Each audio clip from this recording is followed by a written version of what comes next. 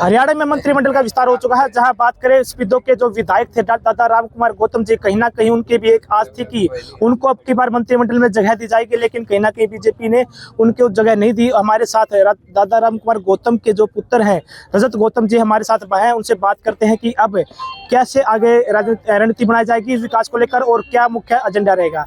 हाँ जी सर। ऐसा था जब इलेक्शन शुरू हुए ना जी, उससे पहले अक्टूबर सितंबर 10 अगस्त को या 10 सितंबर को नारनौल में वर्कर मीटिंग करी थी मेरे पिताजी ने। जी करी थी। आप थे उसमें? जी हम थे। तो जो दादा देवरा धर्मशाला में जो वर्कर मीटिंग करी उसमें वो अपने बारे में बताने लगे, अपने आदमी थे, वर्कर मीटिंग थी, तब हमने कोई पार्टी ज्वाइन नहीं करी थी। तब उस वक्त गौतम साहब ने जो बात कही थी वो दोहरा रहा हूँ अपना, कि जब से पैदा हुए तब से उन्होंने क्रिकेट खेले, कबड्डी खेली, बैडमिंटन खेले, एथलेटिक्स में रहे, वॉलीबॉल खेले, टेनिस खेला, टेबल टेनिस खेला, दुनिया जहान के काम करे अपना। सिर्फ एक जब 9वीं क्लास में थे तो गांव में वो कैप्टन नहीं बन पाए, बाकी ओवरऑल वो कैप्टन रहे। तो हमारी दादी ने हमारा बाबू जमाई कप्तान है पैदाइशी, और मंत्री होता रहेगा, मंत्री से फालतू चला के दिखावांगे। तो कहीं ना कहीं सर, कहीं ना कहीं जो उसके समर्थक थे उनमें भी एक टीस रही कि जो मंत्रिमंडल का नाम जो उसमें देखना चाहते थे, कोई खास बात नहीं। अब वो बात जाजुली अपना, अब तो सिर्फ एक ही लक्ष्य है, एक ही सोच है कि कैसे अब हमने संविदाओं का और अपने साथियों का पूरी डेवलपमेंट करनी है।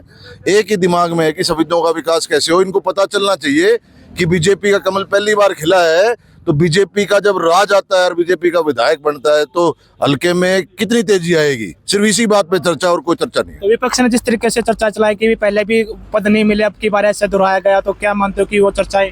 देखो ऐसा है, गौतम साहब मेरे पिताजी हैं इसलिए भी नहीं, वो एक सीनियर आदमी है और सारा 1977 में पहला इलेक्शन लड़ा, 75 में तो जेल काट ली थी इमरजेंसी में जी। तो इतना लंबा टाइम निकल गया है जीवन का, तो स्वाभाविक है, सबसे सीनियर है इस वक्त, उम्र में भी उनसे सीनियर कोई नहीं है बीजेपी पार्टी के अंदर, तो सब लोगों में स्वाभाविक था। और अपने मुंह से क्या कहना, थोड़ा बहुत प्रभाव तो उनका होगा ही अपना, मुख्यमंत्री के साथ जो दूसरे हल्के से भी उनको टिकट दी तो कुछ तो प्रभाव उनका भी होगा, जो ये सोच के दी होगी। तो लोगों में टीस होना, एक सोचना स्वाभाविक था कि भाई बन जाए। लोगों पार्टी ने सोचा होगा, ऐसा है भगवान अच्छा करता है, भगवान अच्छा करता है, जो करता है बहुत बढ़िया करता है। तो आपकी भी एक पोस्ट है जो आपने ट्विटर पर डाली थी, उसके बाद भी कहना कि चर्चाएं रही कि आपने जो राजनीति के बारे में ऐसा था। देखो मेरे पिताजी, मुझे तो देखो दुख होना, जब हमारे सारे आदमियों को इतना दुख है तो मेरे पिताजी को नहीं मिला कोई पद, तो दिमाग में ये था कि ऐसा भी नहीं कि कोई चीफ मिनिस्टर हो, 13 ही आदमी चुने जाने थे अपना। तो उसमें उस दिन मुझे दुख आया था। मैं देखो काम का छुपाना, वैसे ही मेरे पे झूठ बोली नहीं जाती हमारे से अपना, दुख उस दिन दुख जरूर आया था। शब्द थे, क्या शब्द लिखा था? ये तो यार कोई बात नहीं, आप प्रॉपर क्वेश्चन पूछो जी। ये कोई बात। तो अब पैरिटी क्या रहेगी स्पीडो के लिए, क्या मानते हो कि कौन से रहेगी? अब मैं ऐसा है, आज पहली बार आया हूँ निकल के, अभी यहाँ से निकलते ही पहला तो दिमाग में यही है कि जामनी ने गांव ने 8 किले दिए हुए हैं, उस पे सारा का सारा गर्ल्स कॉलेज का पास हो रखा है अपना। हमारे बच्चे, हमारी गुड़िया दूर दूर जाती हैं, तो वहाँ पे जो है एस्टिमेट भी बन के आया था और वो पैसे नहीं आ पाए, काम शुरू नहीं हुआ है। पहली प्रायोरिटी तो यही है, यहाँ जामनी में गर्ल्स कॉलेज स्टार्ट करवाएं। और भी यहाँ कोई मेडिकल की फैसिलिटी बहुत जबरदस्त नहीं है, बहुत सारी चीजें हैं। आज तो अब पहले 10 दिन में तो भी रोड मैप भी बनाएंगे और हर चीज पे लगेंगे। अब जिस तरीके से सुप्रीम कोर्ट का एक फैसला आता है कि किसानों के खिलाफ कि भाई 2 महीने तक उनकी फसलें नहीं खरीद, 2 साल तक फसल नहीं खरीद जाएगी, और FIR का भी आदेश था, लेकिन कहीं ना कहीं मुख्यमंत्री ने भी उसके बारे में अपनी टिप्पणी दी थी। तो लोगों के अंदर जो अभी भी उस बात को लेकर एक जिज्ञासा है कि सरकार के प्रति, तो उसके बारे में क्या? ऐसा है, एक एक दाना खरीद रही है बीजेपी सरकार, और अभी इलेक्शन की वजह से छुटमुट बात रहेगी, और अब तक लोग खुद भी खेतों में लगे हुए, अब तो कटे भी नहीं है पूरे 100 के बेटा 100। ऐसा एक एक चीज सरकार खरीदेगी, और जो भी कमियां होंगी, जैसे अब पता लग रहा है कि DAP नहीं मिल रही, कहीं ब्लैक में मिल रही है, जैसे अभी हमारे को, मैं तो अपने सभी दो हल्के की बता सकता हूँ, अब उस कमी को दूर करेंगे।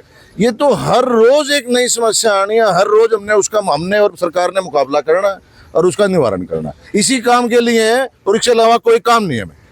तो भूपेंद्र सिंह हुड्डा जिस तरीके से कह रहे थे कि अगर सरकार किसानों के प्रति नहीं होती तो हम कहीं ना कहीं सरकार को घेरने का काम करेंगे, जो इस खिलाफ कदम उठा रही है। घेरो, उनका काम है, विपक्ष में बैठे हैं हम, तो बड़ी अच्छी बात है, वो बताएं हर वक्त की सरकार में ये कमी है, उसको दूर करेंगे। वो पुराने नेता रहे हैं, 10 साल उन्होंने राज किया है, ऐसे तो नहीं कह सकते कि भाई उनको कोई नॉलेज नहीं है, उनको भी पूरा ज्ञान है अपना तो बिल्कुल, अगर वो कोई बात कहते हैं उनका स्वागत है जी, सीनियर नेता, देखो मैं तो उनके बारे में क्या कह सकता हूँ, वो जो भी बात कहेंगे बिल्कुल उसको पूरा करवाएंगे। तो सर एक लास्ट क्वेश्चन है, जिस तरीके से हरियाणा में कांग्रेस की लहर देखे जा रही थी, एग्जिट पोल में भी कहीं ना कहीं कुछ और रुझान देख रहे थे, तो फिर बीजेपी की हवा कैसी बदली, लोगों में कैसे एक फैक्टर काम किया?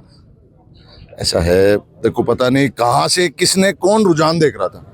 हम तो जब से आए थे, मेरे पिताजी ने तो 1 सितंबर को रैली हुई थी, मेरे पिताजी ने तो पहले दिन, जिस दिन बीजेपी ज्वाइन की उसी दिन कहा था आपकी भाई 200% बीजेपी की सरकार आएगी और नायब सैनी मुख्यमंत्री बनेगा। आप लोग सारे मौजूद थे। हम लोगों, जो मुझसे पूछ रहे हो आप, तो हम लोगों ने तो पहले दिन से कह रखा है बीजेपी की आएगी।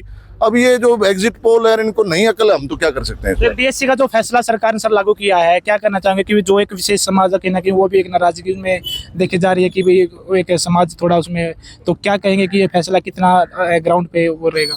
नहीं, कमाल का फैसला है, कोई भी नाराज नहीं है उस फैसले से।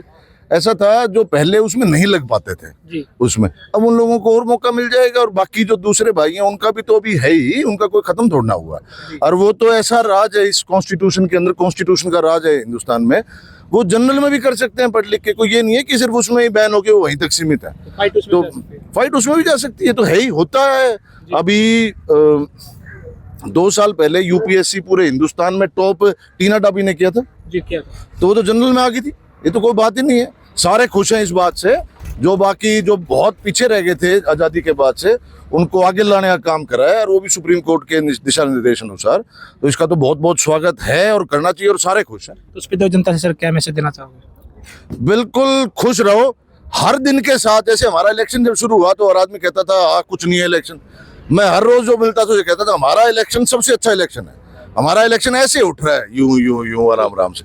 ऐसे ही सफेदों में हर रोज कुछ ना कुछ बदलाव दिखाई देगा, पूरी कोशिश करेंगे इसको बहुत बेहतर बनाने की। धन्यवाद। सीएम साहब ने, नायब सैनी जी ने मंत्रिमंडल गठन से पहले 4 दिन पहले, जब गौतम शाह और बाकी एमएलए अनाज मंडियों के दौरे पे भी गए थे, तब उस दिन सबने अपनी अपनी बात कुछ कह रहे थे, तो गौतम साहब ने सिर्फ एक ही मांग 2 बार उठाई थी कि हमारी बिल्कुल जींद से लेकर पानीपत की रोड 4 लेन कर दो।